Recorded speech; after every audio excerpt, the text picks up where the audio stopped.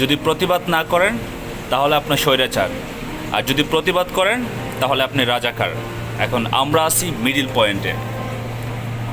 বিগত 4টা দিন 5টা দিন যাবৎ আমরা যারা ফরেন কান্ট্রিতে আছি, রেমিটেন্স যোদ্ধা 2 কোটির ওপরে।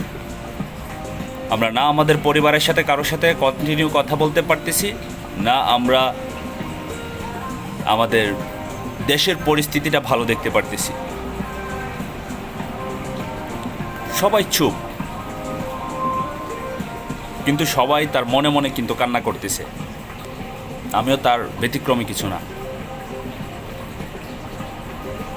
আমাদের দেশের গভর্নমেন্ট যারা আছেন, গভর্নমেন্ট পর্যায়ে এখন যারা আছেন, তাদেরকে এই বিষয়টা একটু সুনজরে দেখার জন্য আমি রিকোয়েস্ট করব। কারণ একমাত্র সোশ্যাল মিডিয়া আছে যার মাধ্যমে হয়তো বা আমার ভয়েসগুলি আমি আপনাদের কাছে শেয়ার করতে পারবো।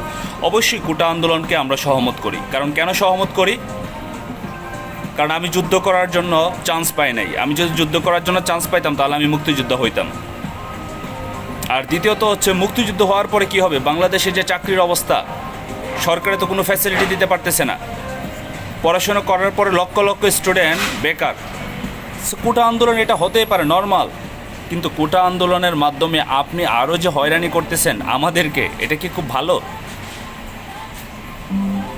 এটা মোটেও ভালো না।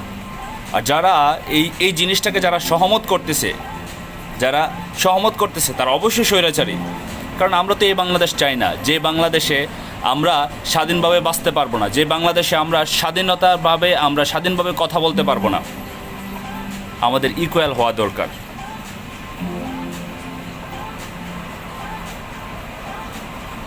কি একটা পরিস্থিতি তৈরি করে দিয়েছে। বিগত 15 বছর যাবৎ সে একই অবস্থায় চলতেছে, শুরু থেকে এখনো পর্যন্ত। একটার পর একটা প্রবলেম, একটার পর একটা খুনাখানি, হারাহারি, মারামারি, এগুলো হয়েই যাচ্ছে। কেন হয়ে যাচ্ছে? বিকজ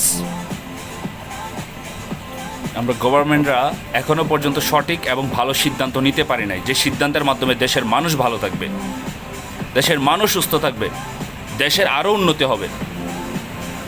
সো আমি রিকোয়েস্ট করব, যদি কেউ আমার ভয়েসটা শুনে থাকেন, একজন সাধারণ জনগণ হিসেবে আমার রিকোয়েস্ট থাকবে, আমাদের এই প্রবলেমগুলি সলভ করেন, আমাদেরকে ভালো থাকার জন্য সহযোগিতা করেন, আমাদেরকে একটা সুন্দর দেশ গড়ার জন্য সহযোগিতা করেন।